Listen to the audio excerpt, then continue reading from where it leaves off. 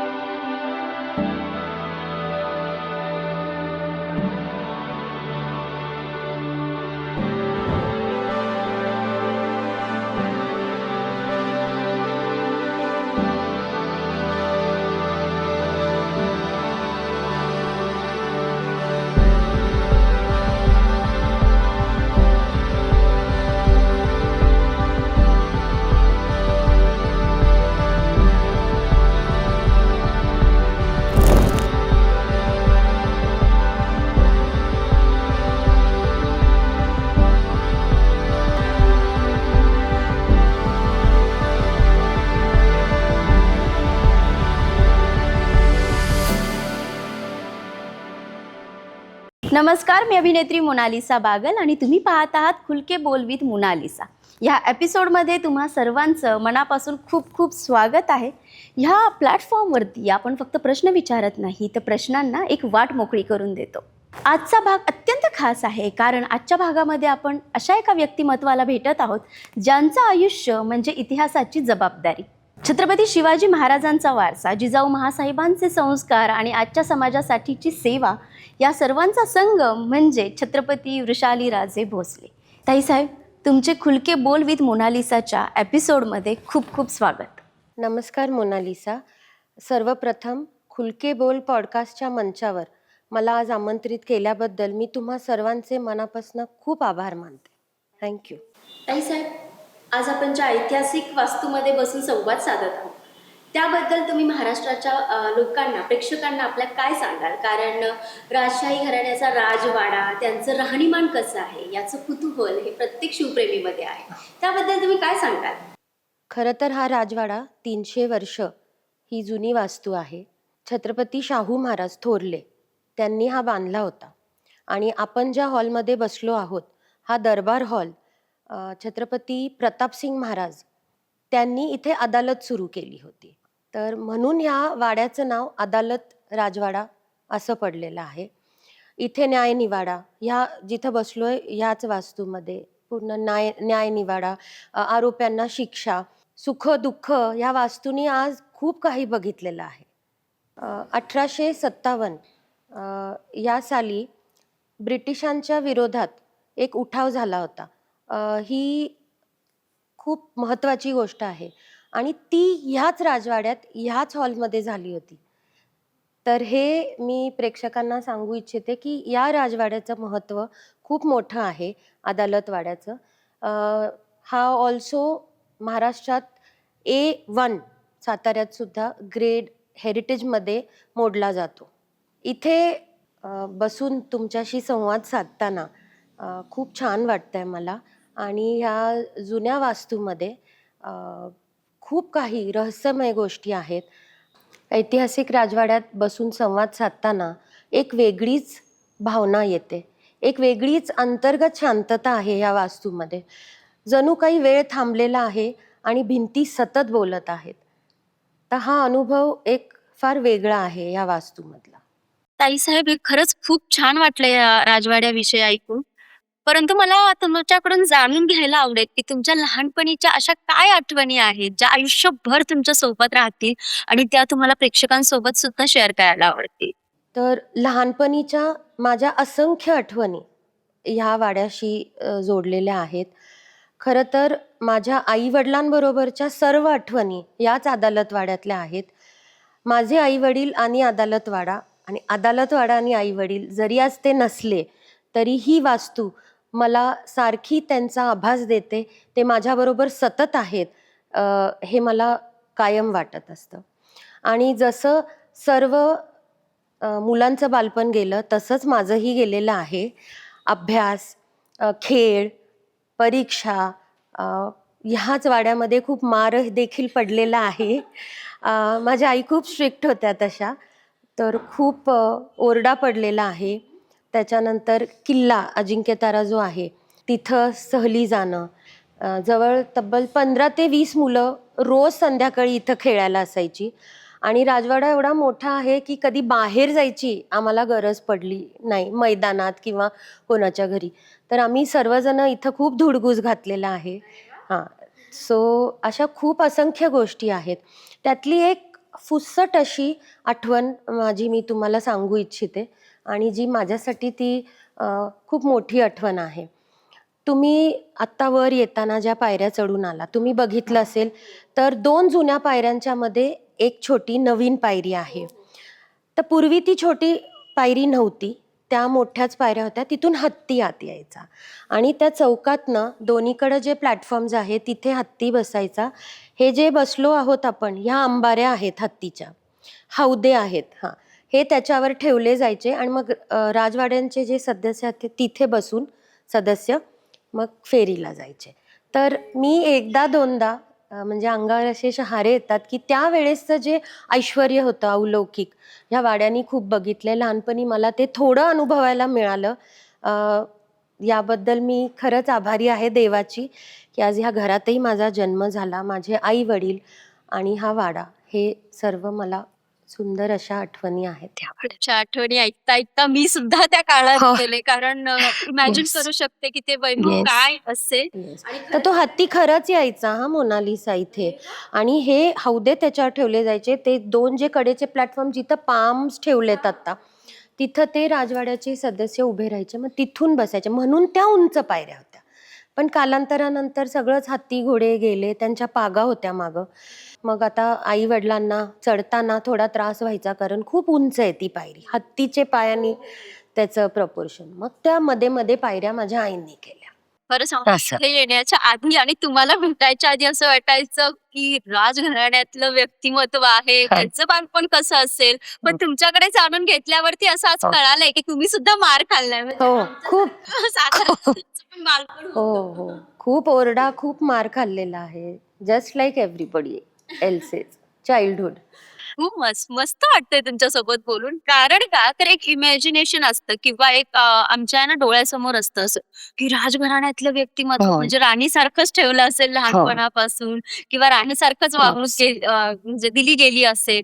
पण चांगली गोष्ट आहे. आम्हाला सुद्धा आता असं वाटतंय, की तुम्ही सुद्धा आमच्यासारखं जगलेलं आहात. हो, हो. परंपरा, रूढी, रीतिरिवाज जे होते, ते लहानपणापासून आमच्यावर बिंबवले गेले होते. म्हणजे ते म्हणायला हरकत नाही, की आमच्या रक्तात आहेत. आणि ते नियम, त्या ज्या अटी होत्या, अ, जसं की बाहेर जाणं लिमिटेड होतं आमचं. अ, किंवा कुठं दुकानात जाणं नव्हतं. म्हणजे काहीही वस्तू घ्यायच्या असेल, ते घरी यायचे दुकानदार घेऊन. तर हे सगळं सांभाळत आम्ही खूप एन्जॉय केलेलं आहे. म्हणजे ते कधी असं वेगळं नाही वाटलं, की ही परंपरा आहे, ही अडचण आहे किंवा हे बांधलेलं सारखं वाटलं, असं कधी वाटलं नाही. आणि तशा खूप गोष्टी आहेत ज्या मी सांगू इच्छिते आपल्या ह्याच्यावर, की काही गोष्टी आम्हाला अलाउड नव्हत्या. केसं सुट्टी सोडणं असेल, बाहेर जाणं असेल, खदा-खदा हसणं असेल. पण हे सगळं आम्हाला लहानपणापासून सांगितल्यामुळं जेव्हा आम्ही आत्ता आधुनिक मॉडर्न ह्या जगामध्ये वावरतो, तर हे सगळं जपून वावरतो. आणि ते आम्हाला काही त्याची अडचण वाटत नाही. परंपरा ही कधीच अडचण आमच्यासाठी नव्हती, की असं. काही साहेब आता ह्या 2026 मध्ये वावरताना छत्रपतींचे वंशज म्हणून तुमच्याकडे पाहिलं जात. त्यामुळे अनेकांच्या लोकांच्या नजरा तुमच्याकडे असतात. त्यातून मार्गक्रमण करून तुम्ही तुमची दिनचर्या कशी काय पार पाडता? ह्या परंपरा जपून दिनाचार माझा रोजचा इतर सामान्यासारखाच सुरू होतो. सकाळी उठणं, आमच्या गुरु महाराजांनी जे आम्हाला गजानन महाराज अक्कलकोटचे आहे त्यांनी एक मोठी देणगी जी दिली आहे ते म्हणजे अग्निहोत्र. तर सकाळी सूर्योदयाला त्या वेळेला अग्निहोत्र करतो. त्याच्यानंतर थोडी एक्सरसाइज होते घरामध्येच आणि पूजा अर्चा, पाठ पडणं.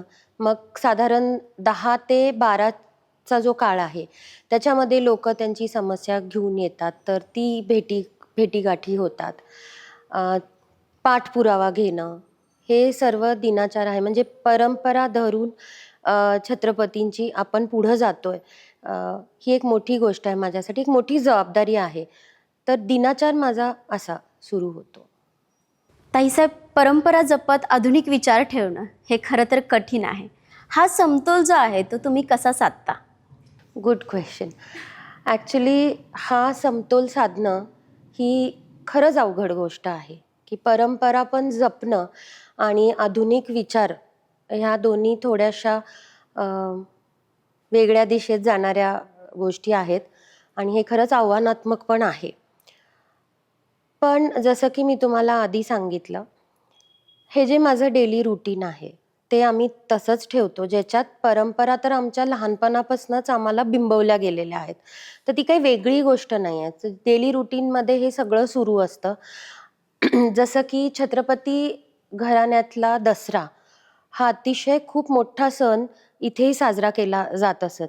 माझ्या आजी श्रीमंत छत्रपती सुमित्राराजे भोसले जेव्हा इथं होत्या, तशी लोकांची रांग लागायची ह्या चौकापासनं ते इथपर्यंत त्यांना सोनं द्यायला. इथं माझे आई वडील याच दरबारात बसलेले असायचे, आजी असायच्या आणि आम्ही लहानपणी हे सगळं बघितलेलं आहे. सोनं द्यायला यायचे, शुभेच्छा द्यायला यायचे. त्या गोष्टी आजही होतात. ही परंपरा आहे आमच्या फॅमिलीची. त्या गोष्टी आजही होतात.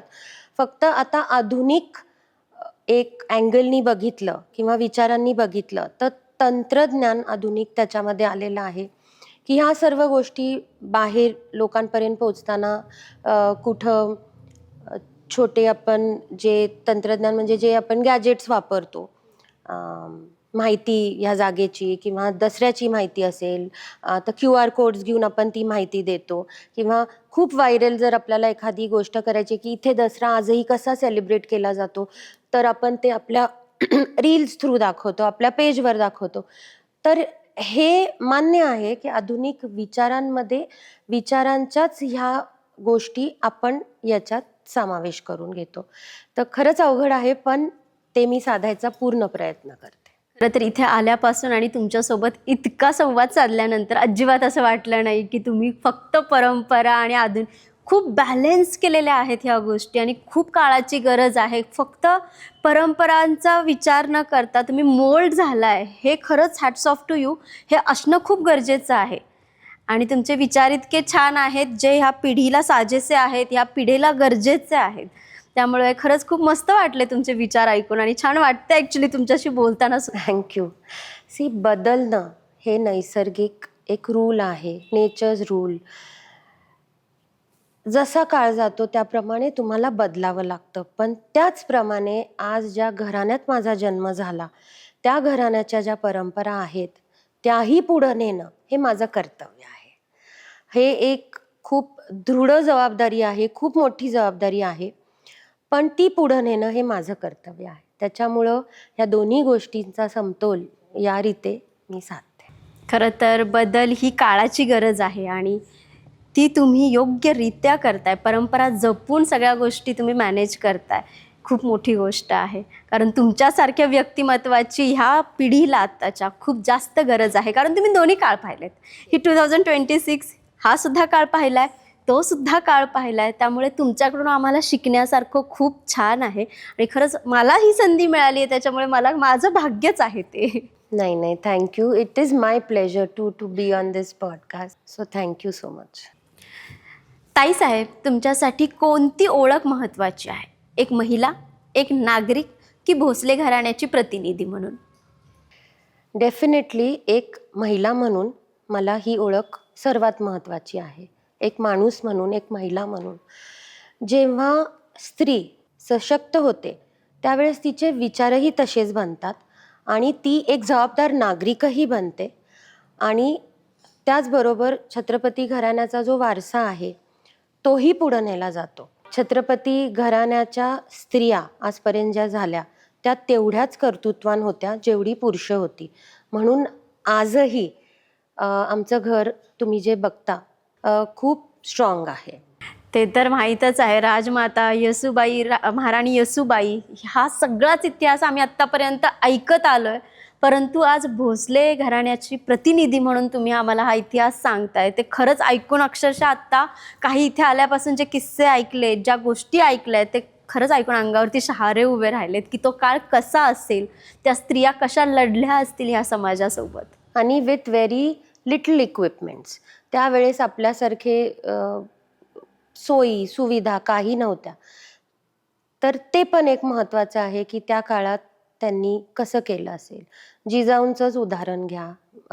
जिजाऊ मासाहेबांचं कसं त्यांनी फक्त मुलाला नाही वाढवलं तर त्यांनी फक्त मुलाला नाही वाढवलं तर त्यांनी एक व्यक्तिमत्व वाढवलेलं आहे. तर अशा या घराण्याच्या स्त्रियाही अतिशय स्ट्रॉंग होत्या आणि म्हणून आजही घर स्ट्रॉंग आहे. आता ह्या आधुनिक काळामध्ये किंवा आत्ताच्या काळामध्ये ज्या गोष्टी आपण बघतोय किंवा आत्ताच्या ज्या मुलं वागतायत, तर ह्या ज्या तुमच्या परंपरा होत्या त्या तुम्हाला आता माहीत आहेत की त्यावेळेस कसं कल्चर होतं किंवा तसे जे संस्कार होते, आत्ताचे पूर्ण संस्कार वेगळे आहेत, परंपरा वेगळ्या आहेत. तर ह्याच्यामध्ये फरक जाणवतो का तुम्हाला? भरपूर फरक जाणवतो. म्हणजे दुसऱ्यांचं का बोला, मी माझ्या मुलांमध्येच हा फरक बघते. आजकालचे हे जे जेनझी जनरेशन ज्याला म्हणतात हे अतिशय फास्ट आहे. त्यांना अगदी लहानपणापासून एवढं एक्सपोजर दिलं गेलं आहे. मोबाईल्स त्यांच्या हातात लहानपणापासून आहे. तर नॉलेज आणि सगळेच प्लॅटफॉर्म्स हे इतके वास्ट आहेत त्यांच्यासाठी. तर हा खूप मोठा फरक आहे. आणि आम्ही 90sची जनरेशन आहोत. त्यात आमचे आईवडील अजून जुनी जनरेशन होते. तर आईंनी जे संस्कार मला दिले ते त्यांच्या जनरेशनचे होते आणि मी जे माझ्या मुलापर्यंत आणलेले आहेत ते it is a transition generation माझी. म्हणजे आमची जनरेशन फर्स्ट आणि लास्ट जनरेशन होती जी आई वडिलांचं पण ऐकेल आणि मुलांचं पण ऐकेल. सो हा खूप मोठा फरक आहे. एक्सेप्ट करतात का ज्यावेळेस तुम्ही सांगता मुलांना की नाही आमच्या काळात असं होतं, तुम्ही आता असं करता? नाही, ही पण एक मी गोष्ट सांगू इच्छिते. ज्यावेळेस माझे आई वडील मला सांगायचे व्हेरी ओबिडियंटली आम्ही हो म्हणायचो. म्हणजे दिवसाला जरी ते म्हणले की आत्ता रात्र आहे तर आम्ही हो म्हणायचो. पण आमच्या म्हणजे पुढच्या जनरेशनला, माझ्या मुलाला जेव्हा मी कुठल्याही गोष्टी सांगते पहिला विचार येतो का, कशासाठी. जेनझीवाल्यांनी ऐकणं गरजेचं आहे. खूप गरजेचं आहे. मग हे असं का, म्हणजे they need a reason behind everything. They want a reason. आम्ही तसं नव्हतो. आम्ही ब्लाइंड फोल्डेडली सगळं करत होतो. बस उठतं. त्यांचं पण बरोबर आहे जेनझीचं, because they exposed in a very small age to a vast platform आणि एव्हरी कॅटेगरीमधला. त्याच्यामुळं प्रत्येक गोष्टीला ते रिझनिंग मागतात की कशासाठी काय. त्याचबरोबर जेनझी ही आमच्यापेक्षा खूप हुशार जनरेशन पण आहे. तर व्यवसाय असो का छोट्या छोट्या गोष्टी त्यांना एवढे ऑप्शन्स झालेत तर ते सक्सेसफुल पण आहेत. ॲज पर प्रॅक्टिकली जर आपण बिझनेसचा विचार केला किंवा अर्निंगचा विचार केला तर खूप वेगळ्या क्षेत्रामध्ये ही जनरेशन आज पाऊल ठेवून पुढे जात आहे आणि इट्स अ गुड थिंग. छान वाटलं तुमच्याकडून ऐकून, कारण 90sच्या लोकांना भेटल्यावरती त्या नेहमी असं म्हणतात आमच्या वेळेस ना असं होतं, आमच्या वेळेस ना तसं होतं, आमच्या काळामध्ये आमच्याकडे फोन नव्हता, आमचे आई बाबा आम्हाला हे देत नव्हतं. बट तुमच्याकडून आत्ता ऐकल्यानंतर मला खरंच छान वाटतंय, कारण तुम्ही ह्या दोन्ही गोष्टी बॅलन्स करताय, तुम्ही समजून घेताय ह्या जनरेशनला, ते सुद्धा महत्त्वाचंच आहे. आज जर छत्रपती शिवाजी महाराज असते तर त्यांनी या तरुण पिढीला काय संदेश दिला असता? आज जर ते असते छत्रपती महाराज, तर निश्चितपणे त्यांनी आजच्या पिढीला स्वाभिमान आणि राष्ट्रभक्ती जपा हे सांगितलं असतं. देशाबद्दल प्रेम वाटणं, मातृभाषा ही जपणं आपली किंवा बोलणं, आपली संस्कृती जपणं हे निश्चितपणे त्यांनी सांगितलं असतं. शिवाय आजच्या काळामध्ये युवा ज्या गोष्टी ला सामोरे जातात ते म्हणजे एखादा प्रॉब्लेम आला किंवा एखादी अडचण आली तर घाबरू नका, त्याला सामोरे जावा, हेच त्याचं उत्तर आहे. सेल्फ डिसिप्लिन ही खूप महत्त्वाची गोष्ट होती त्यांच्या आयुष्यामध्ये आणि आज ती आपल्याही आयुष्यात खूप महत्त्वाची आहे. तर हे त्यांनी निश्चितपणे आपल्या युवा पिढीला संदेश दिला असता. कारण हे खूप महत्त्वाचं आहे. कारण आत्ता जर तुम्ही पाहिलात तर छोट्या छोट्या कारणांवरून लोक डिप्रेशनमध्ये जातात. म्हणजे काही लॉजिक नसतं किंवा त्याला एवढं काही मोठं कारणच नसतं. छोट्या छोट्या गोष्टींवरती मी डिप्रेशनमध्ये आहे. सो मला असं वाटतं की त्यावेळेस छत्रपती शिवाजी महाराज आहेत किंवा जे कोणी आपले पूर्वज आहेत त्यांनी इतक्या मोठ्या मोठ्या गोष्टींना ते कसे सामोरे गेलेत. तर त्या सगळ्या ज्या गोष्टी आहेत तर तो इतिहास आत्ताच्या तरुण पिढीसमोर यावा असं तुम्हाला वाटतं का? हो, डेफिनेटली वाटतं. तो यावा. आज सगळ्या ह्या तरुण पिढीनी त्यांचं जे आयुष्यातल्या जे चरित्र होतं किंवा त्यांच्या या छोट्या छोट्या गोष्टी होत्या ह्या आजच्या तरुण पिढीनी बघितल्या पाहिजेत, वाचल्या पाहिजेत आणि त्याप्रमाणे त्यांची मूल्य घेऊन आयुष्यात पुढं गेलं पाहिजे. तर मी तुम्हाला इथे एक छोटी गोष्ट सांगू इच्छिते की इतिहास ची आवड असणे किंवा इतिहासाविषयी आपण जेव्हा बोलतो का एक इन्क्विजिटिव्हपणा असतो, हे म्हणजे भूतकाळात राहणे नव्हे, तर इतिहासाची प्रेरणा घेऊन आपलं पुढचं भविष्य घडवणे आहे. तर युवांनी हे समजलं पाहिजे की आपले जे पूर्वज होते सगळ्यांचेच, त्यांनी पण त्यांच्या लहानपणातनं टीनएजमधनं हे सर्व गेलेले आहेत. तर त्यांनी ते कसं जगलंय, तर डोंट यू थिंक सो की तो एक आधार असतो की आपल्या आयुष्यात तो घेऊन पुढं कसं जायचा. तो एक अनुभव आहे जो सर्वांनी घेतला पाहिजे. आणि असं पण आहे की आत्ताच्या ह्या जेनझी म्हणण्यापेक्षा आत्ताच्या जनरेशनमध्येच लोकांमध्ये पेशन्स खूप कमी आहेत.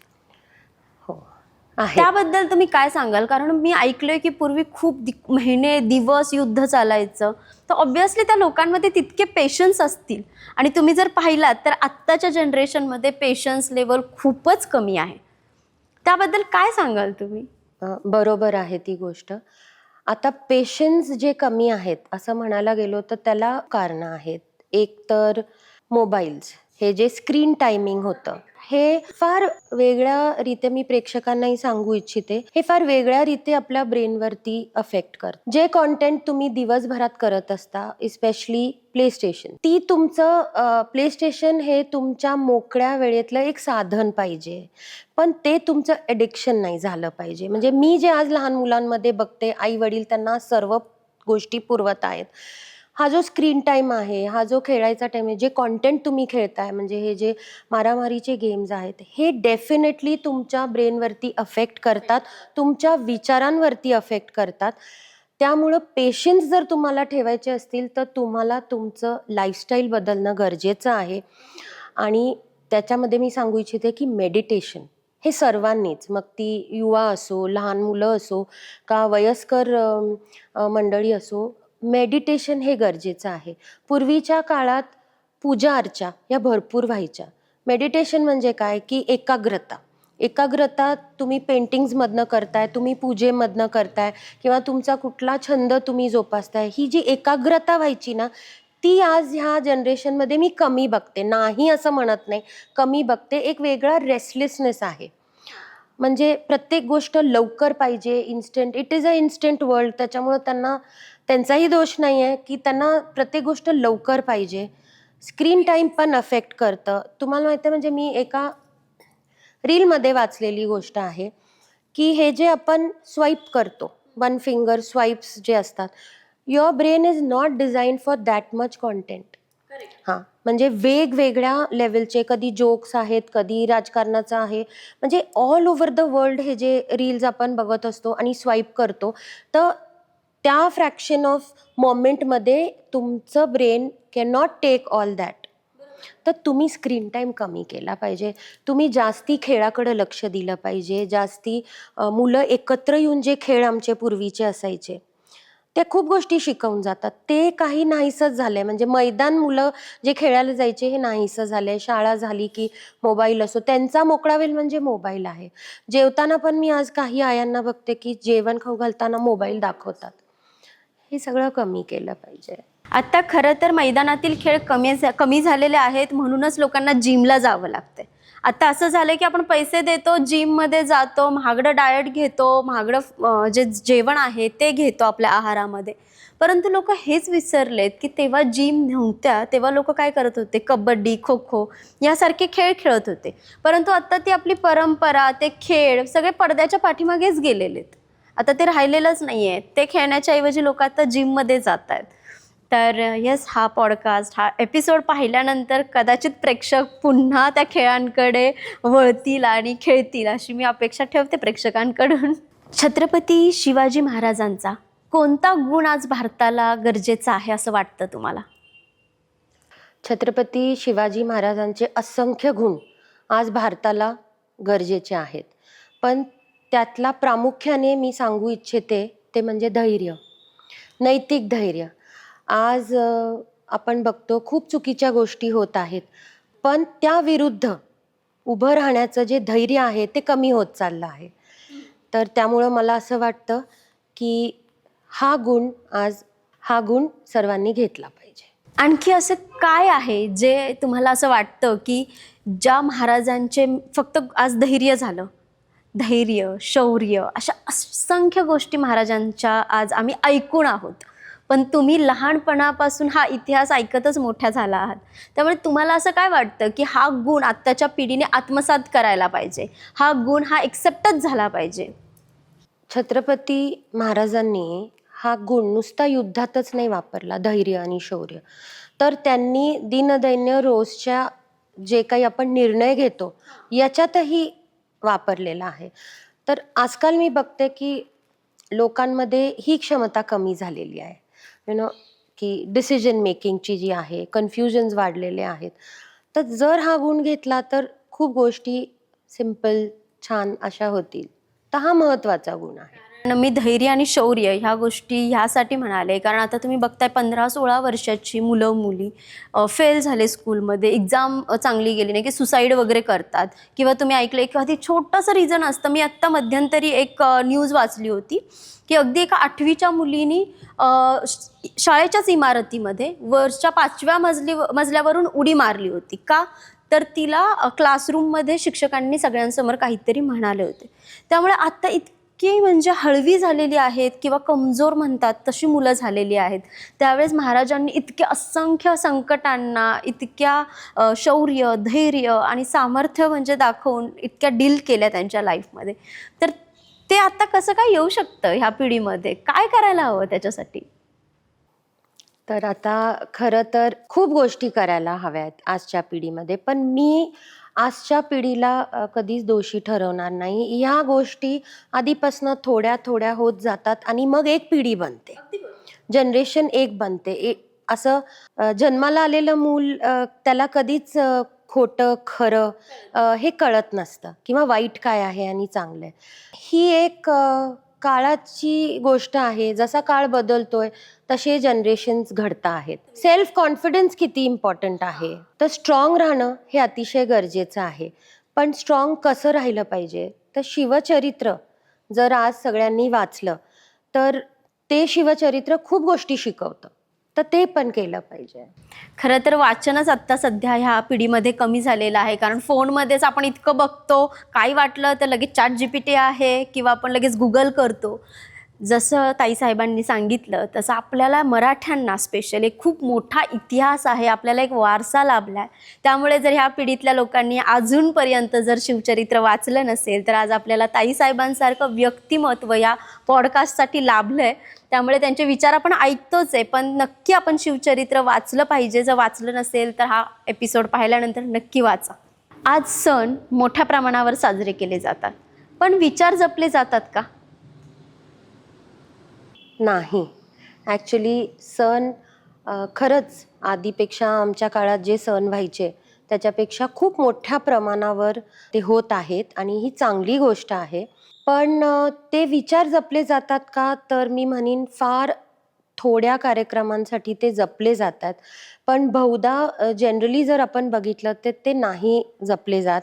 आजकाल कोण किती मोठं डॉल्बी लावतंय, किती मोठा आवाज होतोय, किती त्याच्यामध्ये समावेश झालेत, किती धुडगूस झालाय.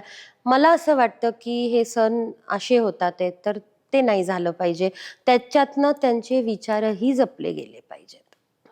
मला विचारायला आवडेल खरं तर, कारण पहिलं तुमच्या काळामध्ये जसं मगाशी पण तुम्ही म्हणालात, ढोल, ताशे, हत्ती, घोडे ह्या सगळ्या गोष्टी सणांना असायचे. हत्ती असायचे, घोडे असायचे.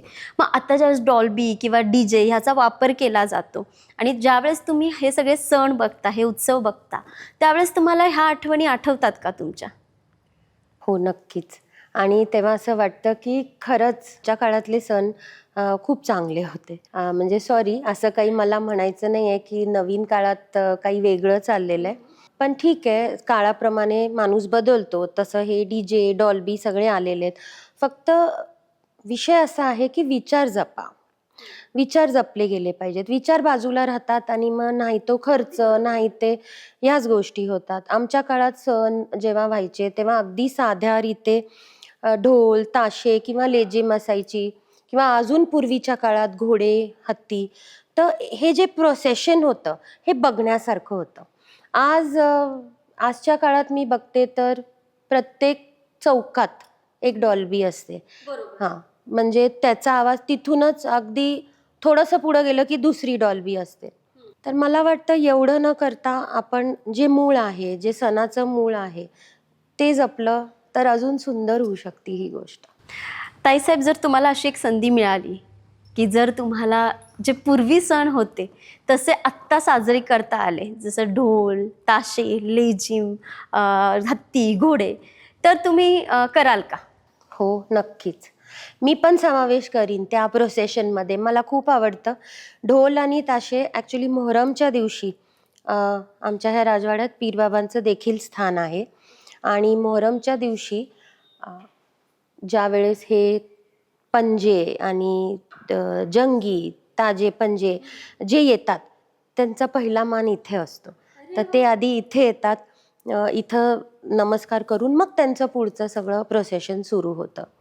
तर त्यावेळेसही ज्यावेळेस ते ढोल वाजत असतात, तर मला असं खूपदा वाटतं की आपणही जाऊन एखादी वाद्य ते वाजवावं. तर नक्कीच मला आवडेल की त्या प्रकारचे सण आजही साजरे केले. खरं तर तुम्ही सुद्धा पुण्यामध्ये असता, त्यामुळे तुम्हाला माहीतच असेल पुण्यामध्ये अनेक ठिकाणी गणपती बाप्पा ज्यावेळेस येतात तेव्हा ढोल, ताशांचा एक गजर असतो. त्यामुळे मला ह्या पॉडकास्टमध्ये सांगायला आवडेल की आपण सुद्धा आपल्या ज्या जुन्या परंपरा होत्या त्या पुन्हा आपण त्या आत्मसात करायला, त्या पुन्हा स्टार्ट करायला काहीच हरकत नाही आहे. DJ, डॉल्बी याचा वापर न करता लेझीम, ढोल, ताशे याचा वापर आपण करू शकतो. सो प्रयत्न करूया आपण सुद्धा, जसं ताईसाहेबांनी सांगितलं, आपलं जे कल्चर आहे, आपल्या ज्या परंपरा आहेत त्यांना आपण पुढे घेऊन जाण्यासाठी. जिजाऊ म्हासाहेबांचा वारसा आजच्या स्त्रियांनी कसा जपावा? जसं मी आधी बोलले आपल्याला, जिजाऊ मासाहेबांनी नुसतं मूल नव्हतं वाढवलं, तर एक व्यक्तिमत्व घडवलं होतं. आज त्यांनी शिवरायांना नुसतं वाढवलं नाही, तर स्वराज्य स्थापनेचं त्यांच्यामध्ये एक ध्येय हा पण बिंबवला होता. तर त्याचप्रमाणे आजच्या स्त्रियांनी नुसतं मुलं वाढवली नाही पाहिजेत, तर त्यांचं एक व्यक्तिमत्व पण वाढवलं पाहिजे. त्याचबरोबर जिजाऊ मासाहेबांनी धैर्य, शौर्य, कुठल्याही प्रॉब्लेम झाले तर त्याला सामोरे जाण्याचं जे धैर्य होतं हेही शिकवलं होतं. तर मी म्हणेन की ह्या गोष्टी आजच्या महिलांनी पण आपल्या मुलांना शिकवल्या पाहिजेत. Yes. आजकालची पिढी नेहमी सतत हे बोलत असते की छत्रपती शिवाजी महाराजांनी जन्म घेतला पाहिजे. पण मी म्हणेन की त्याआधी जिजाऊ आऊसाहेबांनी जन्म घेतला पाहिजे.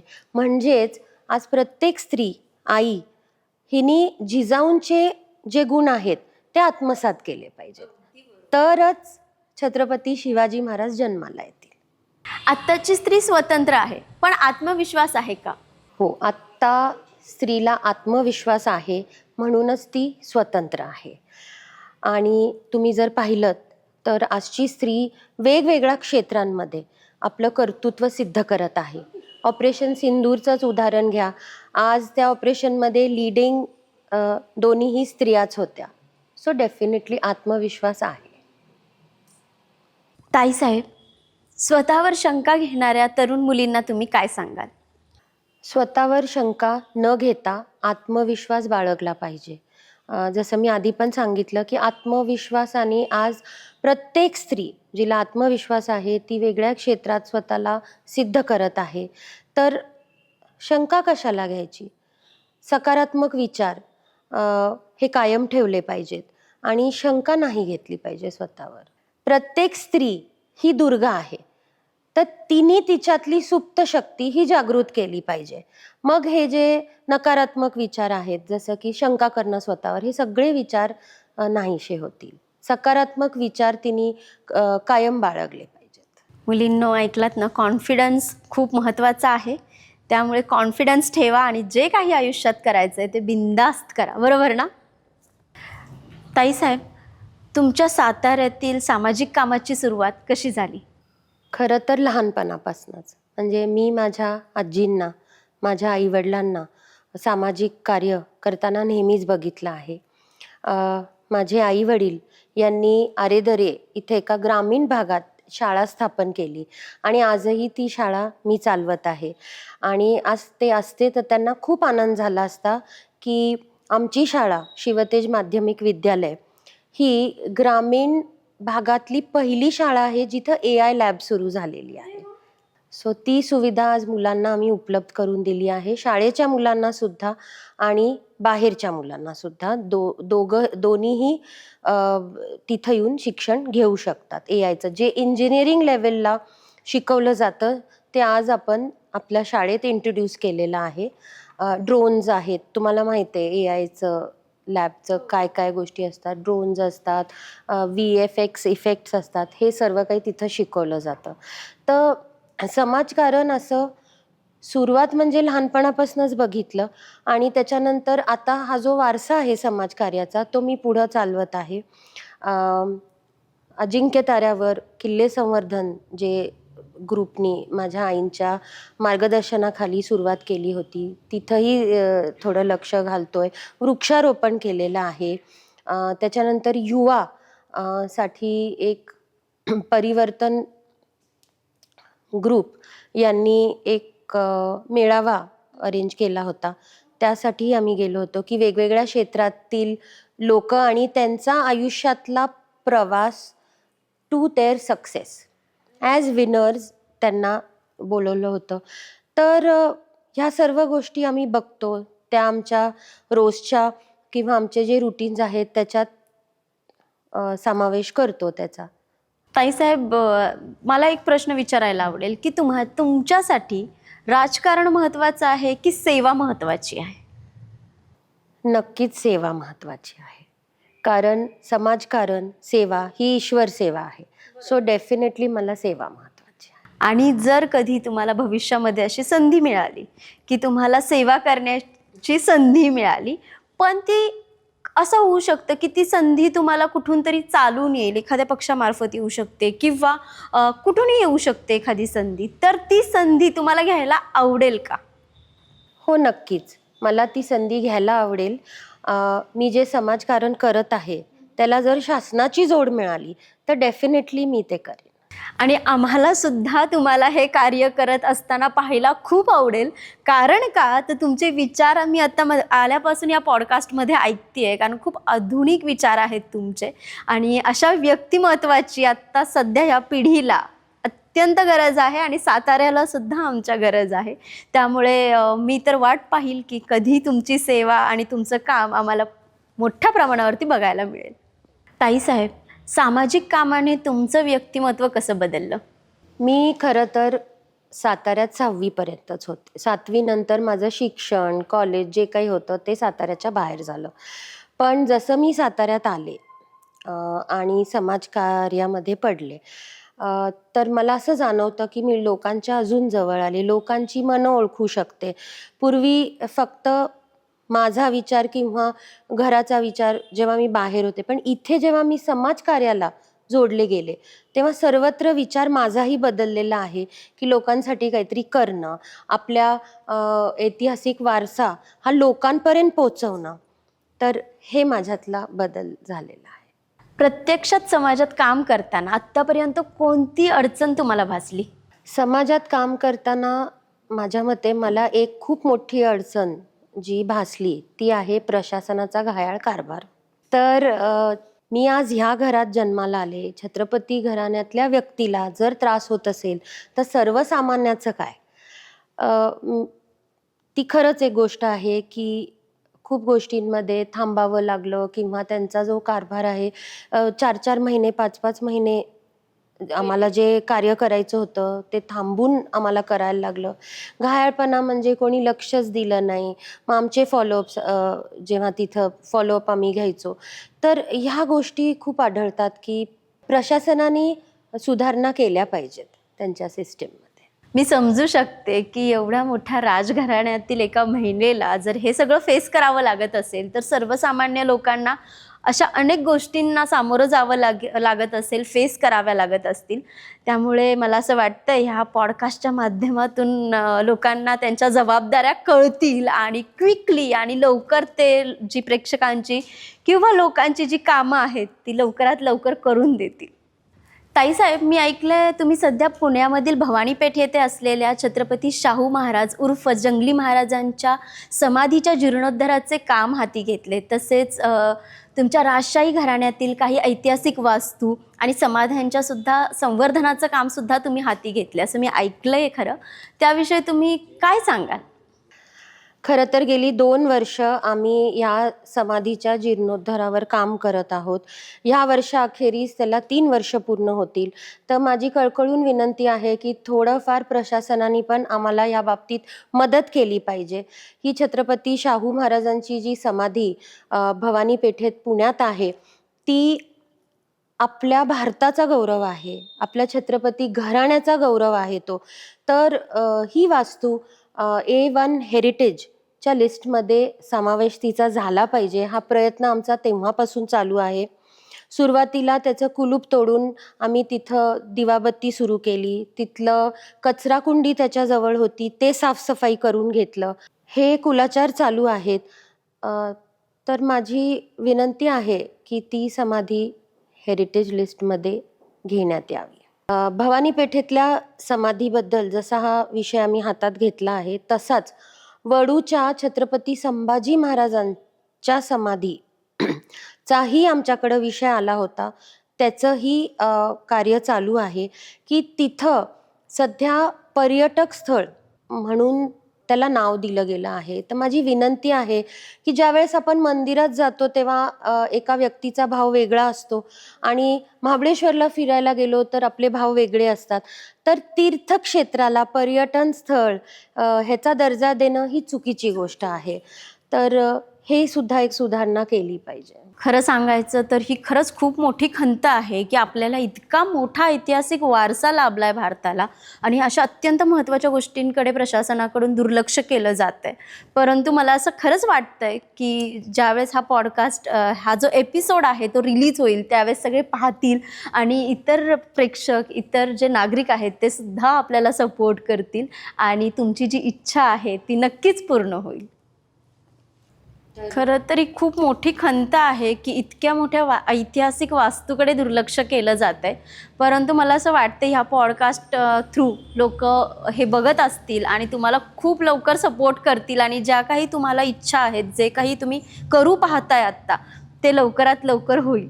ताईसाहेब, निवडणूक लढवण्याबद्दल चर्चा आहे, पण अशी जर संधी तुम्हाला मिळाली तर ह्या समाजासाठी तुम्हाला काय करायला आवडेल? असं तर खूप काही गोष्टी करायला आवडतील, पण प्रामुख्याने बेरोजगारांसाठी रोजगार उपलब्ध करून देणं, आपला जो साताऱ्याचा गौरव आहे अजिंक्यतारा त्याचं संवर्धन आहे, सातारा ग्रीन व्हावा, हरित सातारा ज्याला म्हणतो, तर खूप वृक्षारोपण व्हावं, सातारकरांसाठी काम करायला मला निश्चितच आवडेल. ताईसाहेब, आज जर छत्रपती शिवाजी महाराज तुम्हाला पाहत असते तर त्यांच्याकडून तुम्हाला स्वतःसाठी काय ऐकायला आवडले असते? कदाचित ते मला असं म्हणले असते की मी जो त्याग केला आहे, तलवारी उचलल्या स्वराज्य स्थापनेसाठी, तर तूही या घराची लेक असून समाजासाठी काहीतरी कर. ताईसाहेब, खुलके बोल विथ मोनालिसाच्या प्रेक्षकांना, अर्थातच महाराष्ट्राच्या तरुण मंडळीला तुम्ही काय संदेश द्याल? तरुण मंडळींना, युवा पिढीला मी एवढंच सांगू इच्छिते की स्वतःचं आत्मपरीक्षण करून, स्वतःचे स्किल्स ओळखून त्यांनी आपल्या आयुष्यात पुढं गेलं पाहिजे. वा, कॉन्फिडन्स आणि सर्वात महत्त्वाचं म्हणजे पेशन्स पुन्हा एकदा फार महत्त्वाचे आहेत, असा संदेश आज ताईंनी आपल्याला दिलेला आहे. ताई, तुमच्याशी बोलून खरंच खूप छान वाटलं. सो आत्ता आपण ह्या पॉडकास्टच्या अत्यंत आवडत्या आणि महत्त्वाच्या भागाकडे वळूया, ते म्हणजे रॅपिड फायर. सो रेडी आहात? येस. छत्रपती शिवाजी महाराज एका शब्दात. खूप अवघड गोष्ट आहे, पण माझ्यासाठी दैवत. नाही जाणसं. आजचा भारत. विकसित भारत. राजघराणा म्हणजे तुमच्यासाठी काय? स्वराज्य गौरव. समाजसेवा म्हणजे? ईश्वर सेवा. वा. सातारा एका शब्दात. छत्रपती शाहू महाराज. तुमच्यासाठी खरी ताकद? आत्मविश्वास. आजच्या तरुणांनी काय करावं? पॅशन फॉलो करावं. सो शेवटचा आणि अत्यंत महत्त्वाचा प्रश्न, ताईसाहेब, तुमच्यासाठी लोकशाही की राजेशाही? शिवरायांचं स्वराज्य. वा ताई, खूप खूप धन्यवाद. खूप छान उत्तरं दिली आहेत आणि ह्या रॅपिड फायर राऊंडमध्ये तुमच्यासोबत मला खूप मजा आली आहे.